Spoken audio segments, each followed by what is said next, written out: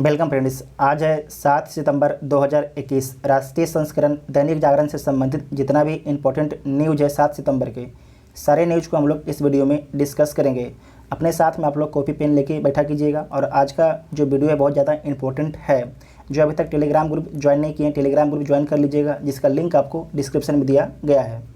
पहला important news है, रिक्तियाँ ना भरकर ट्रिब्यूनलों को प्रभावहीन बना रही है सरकार। ये सुप्रीम कोर्ट के द्वारा बोला गया है कि रिक्तियाँ ना भरकर जो है ट्रिब्यूनलों को प्रभावहीन बना रही है सरकार। ठीक है, ये सुप्रीम कोर्ट के द्वारा बोला गया है। आपको याद रखना है कि जो ट्रिब्यूनल होती है, इसके बारे में लिख लीजिएगा कि यह अर्ध न्यायिक अधिकरण होती है। ठीक है, अर्ध न्यायिक अधिकरण होती है। वर्तमान में भारत के महान्यायवादी कौन है? अटॉर्नी जनरल ऑफ इंडिया कौन है? तो के वेणुगोपाल हैं। के वेणुगोपाल हैं। भारत के महान्यायवादी किस आर्टिकल के तहत आते हैं? तो आर्टिकल 76 के तहत आते हैं। ठीक है, आर्टिकल 76 के तहत आते हैं। और भारत के वर्तमान में सॉलिसिटर जनरल कौन है? तो तुषार मेहता है। सॉलिसिटर जनरल कौन है? तो तुषार मेहता है। राष्ट्रीय हरित न्यायाधिकरण के अध्यक्ष कौन है? तो राष्ट्रीय हरित न्यायाधिकरण के जो वर्तमान में अध्यक्ष हैं आदर्श कुमार गोयल है। ठीक है, आदर्श कुमार गोयल है। जो राष्ट्रीय हरित न्यायाधिकरण है, इसकी स्थापना कब की जाती है? तो 2010 के एक्ट के माध्यम से इसकी स्थापना की जाती है। ठीक है, आपको याद रखना है कि भारत के वर्तमान में CJI कौन है? चीफ जस्टिस ऑफ इंडिया कौन है? CJI कौन है? चीफ जस्टिस ऑफ इंडिया कौन है? तो NV रमन्ना है। NV रमन्ना है। 48वें नंबर के हैं। ठीक है, 48वें नंबर के हैं। पाकिस्तान को भी दखल का हक नहीं है अफ़गानिस्तान में। आपको कल का पेपर में हम बताए थे कि जो पाकिस्तान के खुफिया एजेंसी के प्रमुख हैं ISI, इसके प्रमुख हैं फैज़ अहमद, इनके द्वारा अफ़गानिस्तान में दौरा किया गया था। ठीक है, तो इसी क्रम में बात को बोला जा रहा है। उसके बाद अफ़गानिस्तान में जो है युद्ध समाप्ति का भी किया गया ऐलान। नई सरकार के गठन का ऐलान जल्द कर दिया जाएगा। पंजशीर प्रांत पर भी कब्जे का किया दावा तालिबान के द्वारा, जबकि नेशनल रेसिस्टेंस फ्रंट जो आपका है उसने इस दावे को अभी खारिज किया है। तो अभी पता नहीं कि जो पंजशीर है उस पर तालिबान का कब्जा हुआ कि नहीं हुआ है। ठीक है, तालिबान की जो नई सरकार बनेगी उसके मुखिया कौन होंगे? तो मुल्ला हसन अखुंद होंगे। ठीक है, मुल्ला हसन अखुंद होंगे। इस बात को आपको ध्यान रखना है। और साथ में ईरान ने जो है पंजशीर पर तालिबान के हमले का निंदा किया है। ईरान वेरी इंपॉर्टेंट है, आगे भी ईरान आपके आएगा। और आपको ध्यान रखना है जो पंजशीर है, पंजशीर के नेता कौन है? तो अहमद मसूद जो है पंजशीर के नेता हैं। नेक्स्ट खबर है कि किसी भी अफ़गानी को भारत से जाने को नहीं कहा जाएगा जब तक गृह मंत्रालय की अनुमति नहीं मिल जाती है। ठीक है, कोई मंजूरी ये नहीं कि जो अफ़गानी भारत में आ गए हैं उनको कोई भेज देगा, बिना गृह मंत्रालय की अनुमति के नहीं कोई भेज सकता है। ठीक है, इस बात को आपको ध्यान रखना है। उसके बाद एक खेल से संबंधित यहाँ पर है कि 50 साल बाद ओवल में जीता भारत। तो इसका पहले भारत कब जीता था?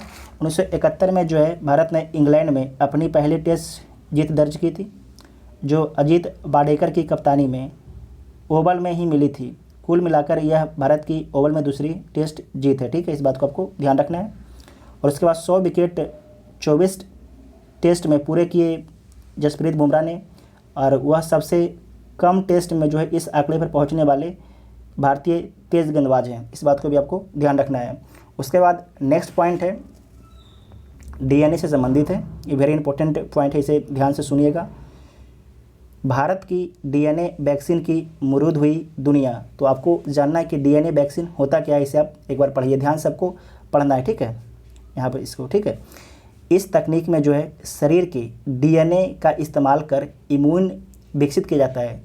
इस तकनीक से जो है शरीर के DNA का इस्तेमाल कर इम्यून विकसित किया जाता है। और यह प्रोटीन वायरस, जो ये प्रोटीन होता है, जो DNA होता है प्रोटीन होता है, वायरस के संक्रमण को रोकता है और शरीर की कोशिकाओं को कोरोना वायरस के संक्रमण से सुरक्षित रखता है। साथ में आपको ध्यान रखना है कि RNA और DNA ये दोनों वैक्सीन में क्या अंतर है? जो RNA वैक्सीन है मॉडर्ना, ठीक है, जो मॉडर्ना कंपनी इसके द्वारा बनाया गया है, इसका एक नेगेटिव पॉइंट है कि इसे संरक्षित जो है -20 से -80 डिग्री टेम्परेचर पर रखा जा सकता है। जबकि जो भारत का DNA वैक्सीन है इसे आप समान तापमान पर भी रख सकते हैं, कोई दिक्कत नहीं है। आपको याद रखना है कि भारत के एक कंपनी है जाइडस कैडिला, देखिए कहीं पर लिखा होगा जाइडस कैडिला, यहाँ पर ढूंढ लीजिएगा आप। जाइडस कैडिला एक कंपनी है जिसके द्वारा जो है एक बनाया गया है वैक्सीन जाइकोव डी वैक्सीन, ठीक है। जो जाइकोव डी वैक्सीन है ये DNA वैक्सीन है। आपको ध्यान रखना है कि जो जाइकस कैडिला कंपनी है इसकी स्थापना कब की गई थी, तो 1952 में इसकी स्थापना की गई थी और इसका हेडक्वार्टर कहाँ पर है, अहमदाबाद में इसका हेडक्वार्टर है। और जो कंपनी थी आपकी जाइडस कैडिला, इसके संस्थापक कौन थे, तो रमन भाई पटेल इसके संस्थापक थे, ठीक है। नेक्स्ट खबर आपके लिए वेरी इंपॉर्टेंट खबर है कि दिल्ली गाजियाबाद मेरठ रूट पर जो है देश की पहली रीजनल रैपिड रेल कॉरिडोर का निर्माण किया जा रहा है। तो आपसे पूछा जा सकता है दिल्ली गाजियाबाद मेरठ रूट पर जो है देश की पहली रीजनल रैपिड रेल के कॉरिडोर का निर्माण किया जा रहा है। वेरी वेरी इंपॉर्टेंट है, ये आपसे पूछा जा सकता है। नेक्स्ट न्यूज है कि पराली जलाने पर रोक के लिए केंद्र फिर हुआ सक्रिय। दिल्ली के जो आसपास राज्य हैं हरियाणा, पंजाब, पश्चिमी उत्तर प्रदेश और झारखंड, इनके द्वारा जो है पराली जलाया जाता है, जिसके कारण जो दिल्ली है, दिल्ली में प्रदूषण लेवल बहुत ज़्यादा बढ़ जाता है। दिल्ली में बहुत ज़्यादा स्मोग आ जाता है जो स्वास्थ्य के लिए बहुत खतरनाक होता है। तो उसी को देखते हुए केंद्र सरकार राज्यों को बोल रही है कि आप किसानों को किसी तरीके से जो भी अगर आप कोई योजना के माध्यम से जो किसान पराली जलाते हैं वो ना जलावें, जिसके कारण जो आसपास इलाके में प्रदूषण होता है वो प्रदूषण ना होवे।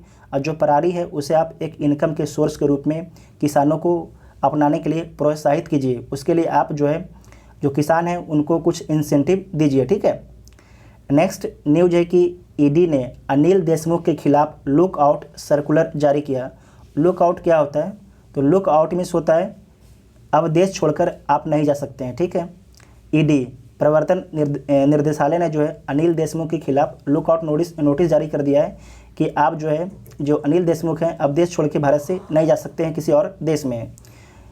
आपको याद रखना है कि जो अनिल देशमुख हैं ये महाराष्ट्र के मंत्री हैं और इनके बारे में याद रखिए कि महाराष्ट्र के बारे में कि महाराष्ट्र के वर्तमान में सीएम कौन है, तो उद्धव ठाकरे वर्तमान में महाराष्ट्र के सीएम हैं और राज्यपाल भगत सिंह कोश्यारी राज्यपाल हैं और महाराष्ट्र की राजधानी मुंबई है।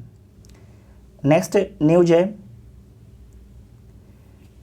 गर्भवती महिला पूरे परिवार की जिम्मेदारी ईरानी। तो ईरानी के बारे में आपको याद रखना है कि ईरानी कौन सी मंत्री हैं, तो केंद्रीय महिला एवं बाल विकास मंत्री कौन है, स्मृति ईरानी है, ठीक है, स्मृति ईरानी।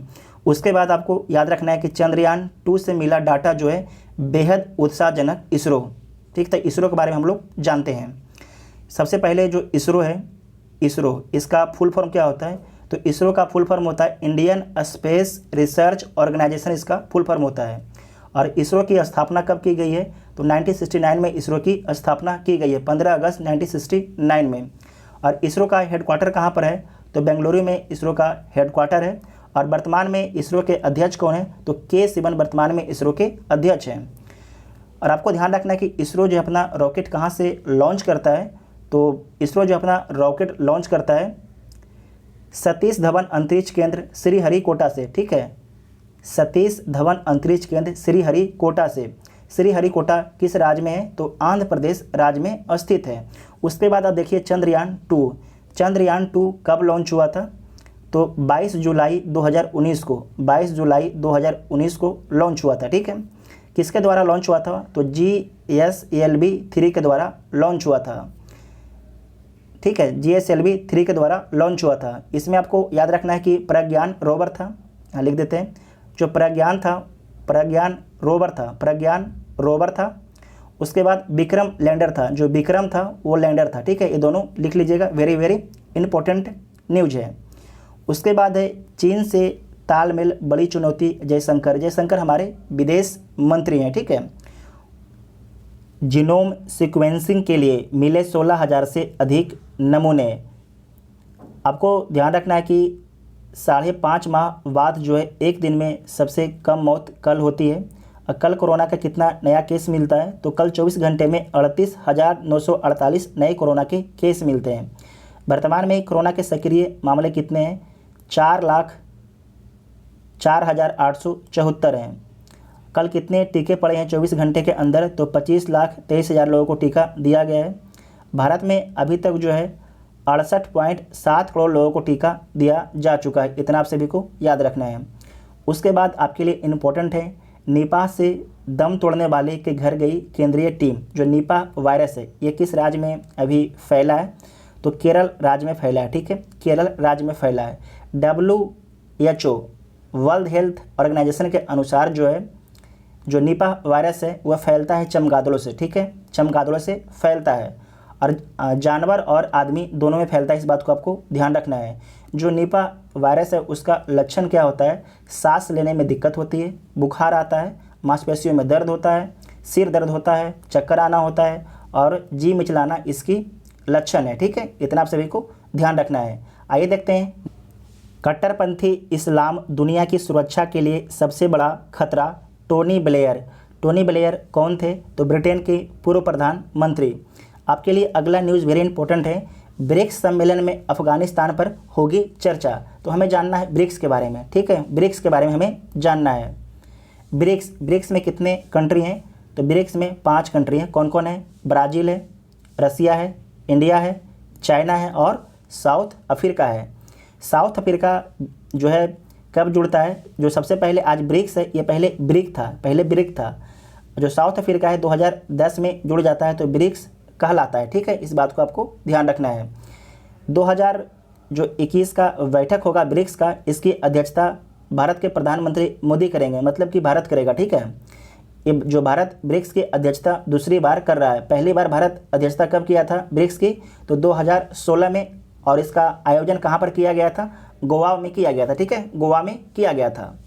साथ में आपको याद रखना है कि ब्राज़ील के राष्ट्रपति कौन है?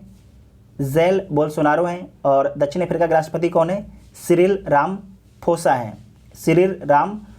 हैं। इतना आप सभी को याद रखना है। नेक्स्ट न्यूज है कि अफ़गानिस्तान को लेकर भारत और रूस की एक जैसी चिंता। उनके जो भारत में राजदूत हैं इनके द्वारा ये बात बोला गया है। नेक्स्ट है कि अफ़गानिस्तान में अब भी फंसे हैं अमेरिकी नागरिक। तालिबान ने महिला पुलिसकर्मी को परिवार के सामने मारी गोली। ये जो महिला पहले पुलिस थी और तालिबान को अब पसंद नहीं आया और तालिबान जो है उनकी उस महिला के पति और उनके बच्चे के सामने उस महिला को गोली मार दिया। तो देखिए तालिबान जो है दिखाने के लिए, बोला जाता है हाथी का दांत दिखाने के लिए अलग होता है और खाने का दांत अलग होता है, उसी प्रकार का तालिबान है, ठीक है, इस बात को आपको एकदम दिमाग में क्लियर कर लीजिए। उसके बाद देखिए नेक्स्ट खबर क्या है। नेक्स्ट खबर है कि पूर्व सैनिकों के आत्महत्या मामले की जांच कर रहा है ब्रिटेन, की ज़रूरत नहीं है। उसके बाद बरेलवी उलेमा ने मांगा अफ़गानी लड़कियों के हक कि जो भी लड़कियां अगर हिजाब पहनती हैं तो उन्हें आप पढ़ने का परमिशन दीजिए, ठीक है। उसके बाद है पंजशीर जैसा प्रतिरोध हो सकता है देश के अन्य हिस्से में। अफ़गानिस्तान के बारे में बोला जा रहा है जिस तरीके से पंजशीर में प्रतिरोध हो रहा है तालिबान का। उसके बाद है कि अफ़गानिस्तान से ट्रेनिंग कर लौटे 50 विदेशी आतंकी उत्तरी जो कश्मीर में सक्रिय हैं, हमारे भारत के लिए खतरा है। जो हमारे भारत के सुरक्षाकर्मी हैं उनके लिए खतरा है, तो हमें सतर्क होकर रहना होगा। $1 का मूल्य है 73 रुपया 10 पैसा। अभी किसानों को आत्मनिर्भर बनाएंगे केंद्र व राज्य आधुनिक कृषि के माध्यम से। भारत सरकार का लक्ष्य था कि किसानों की आय जो है 2022 तक दुगना हो जाए, लेकिन ऐसा लग तो नहीं रहा किसानों की आय दुगना हो जाएगी। साथ में आपको याद रखना है कि किसानों की आय दोगुना करने का सरकार क्या कर सकती है। सबसे पहले तो जो लेटेस्ट टेक्नोलॉजी है उसे लाना होगा। साथ में जो सरकार जो मंडी आपकी है उस मंडियों में सरकार को जो सारे अनाज खरीदने होंगे। जो किसान होते हैं प्राइवेट हाथों में औने पौने दामों पर बेच देते हैं, जिसके कारण किसान को फ़ायदा नहीं होता है, ठीक है। और जो किसान की भूमि है बहुत छोटी होती है, उस भूमि के आकार को भी बड़ा करना होगा।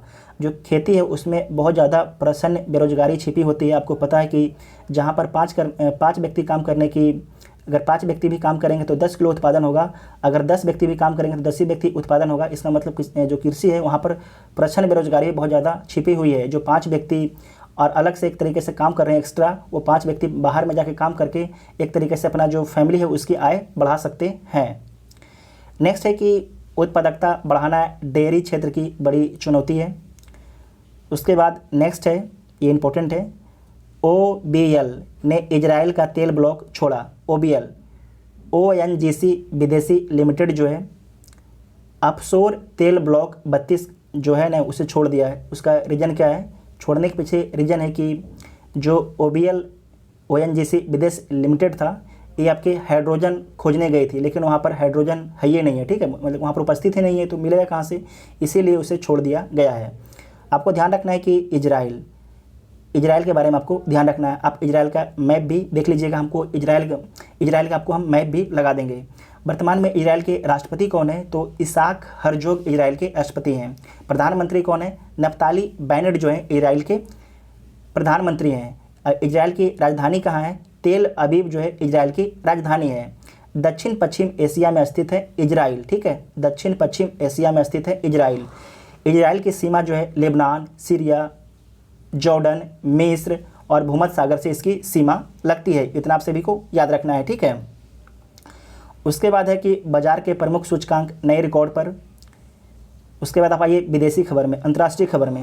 अंतर्राष्ट्रीय खबर में है कि आइडा तूफान में डूबे भारतीय मूल के जोड़े की तलाश। तो आपको याद रखना है जो आइडा तूफान है किस देश में आया था, तो USA में आया था। आपसे एग्जाम में पूछा जाएगा कि जो आइडा तूफान है ये किस देश में आया था, तो USA में आया था।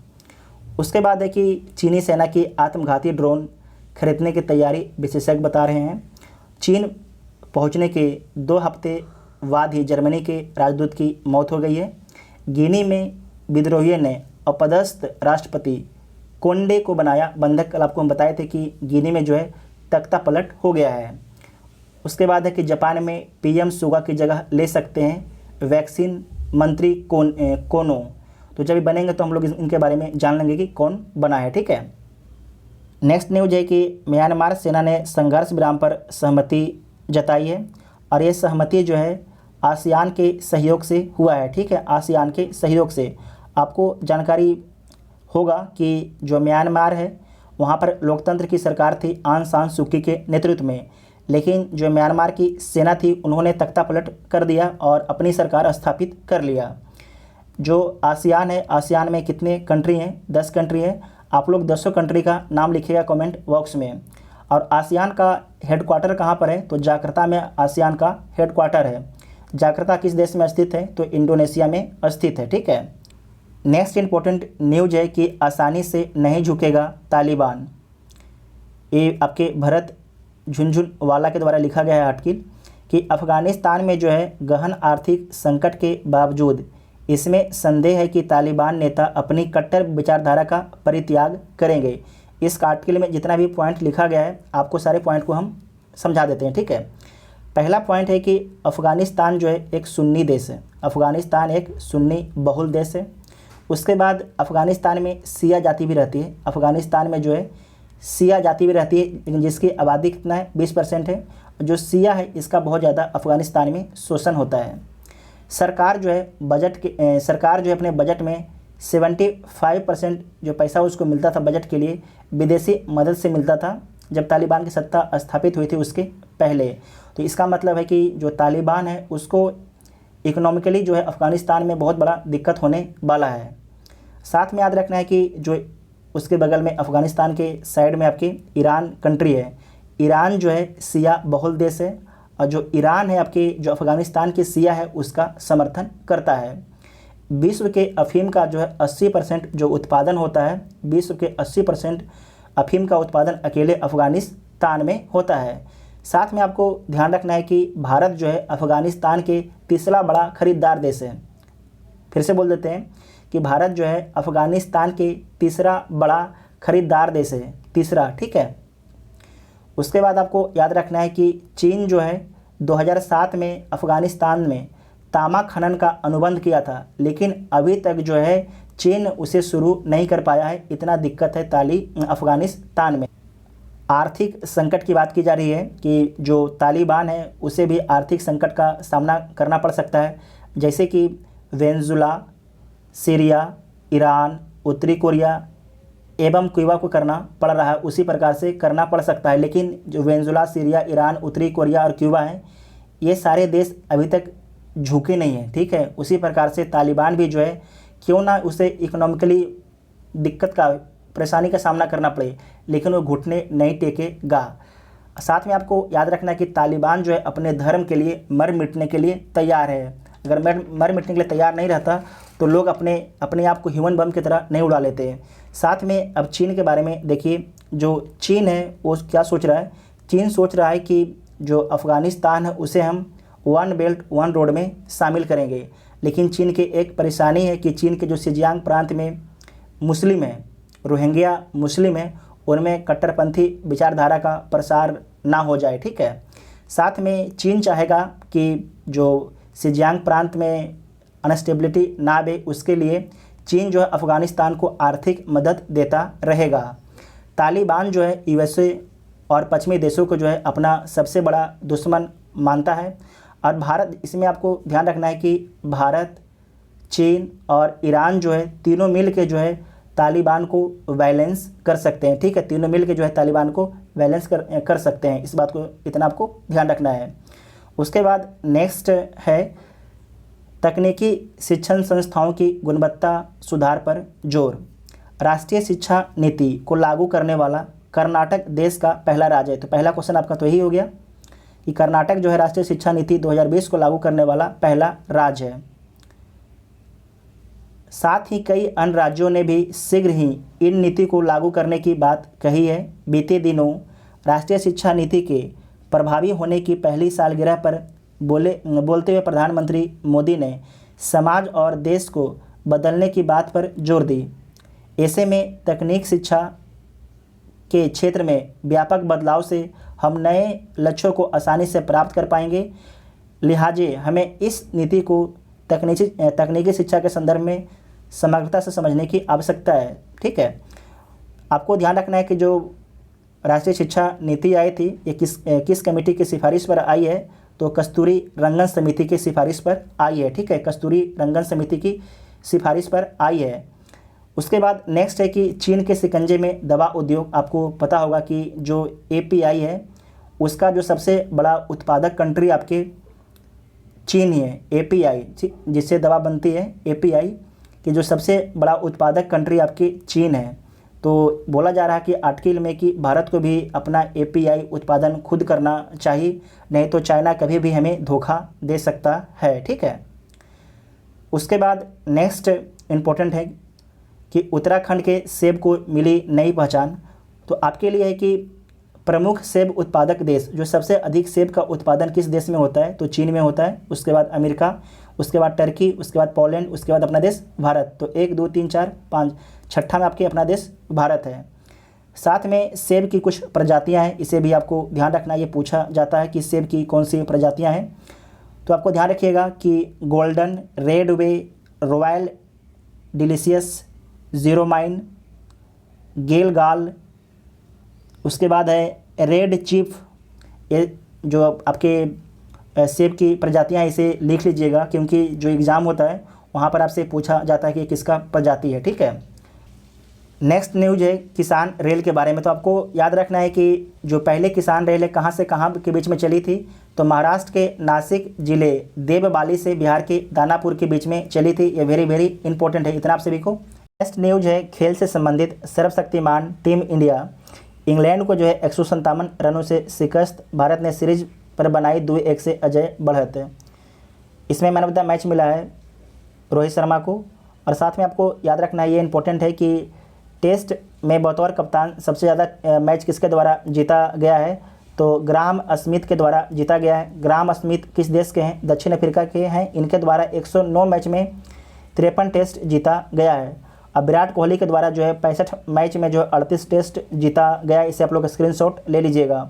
उसके बाद नीचे है कि सबसे कम टेस्ट में 100 विकेट लेने वाले भारतीय गेंदबाज कौन बने हैं, तो आपको याद रखना है कि 24 टेस्ट मैच में जो है जसप्रीत बुमराह जो हैं सबसे अधिक विकेट लिए हैं, 100 विकेट, ठीक है। 24 मैच में ही 100 विकेट ले लिए हैं जसप्रीत बुमराह। उसके बाद 25 मैच में आपके कपिल देव हैं और 28 मैच में इरफान पठान के द्वारा 100 विकेट लिया गया था।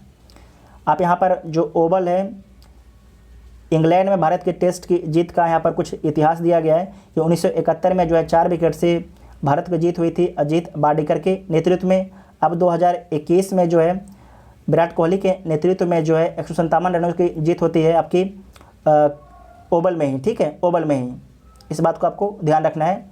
और नेक्स्ट न्यूज़ है अंतर्राष्ट्रीय स्तर पर पुलिस सहयोग के लिए बना इंटरपोल। अंतर्राष्ट्रीय आपराधिक पुलिस संगठन और इसकी स्थापना कब की गई? तो 1923 में इसकी स्थापना की गई थी आज ही के दिन। और इसमें आपके टोटल 194 देश हैं, ठीक है, 194 देश हैं।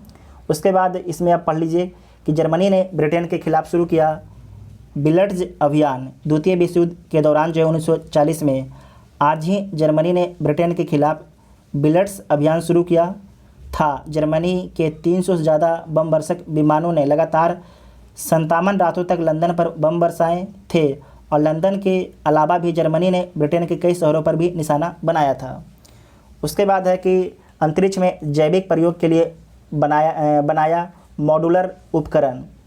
तंबाकू के धुएं से जल्दी आता है बुढ़ापा, तो जो भी सिगरेट पीते हैं आप लोग सिगरेट मत पीजिएगा। उसके बाद नीचे खट्टी मीठी खबर, तो आप लोग खट्टी मीठी खबर खुद ही पढ़ लीजिएगा कि खट्टी मीठी खबर में आपकी क्या दिया गया है। आप लोग को वीडियो कैसा लगा आप लोग कमेंट करके ज़रूर बताइएगा और वीडियो को अपने दोस्तों में शेयर जरूर कीजिएगा। Thank you.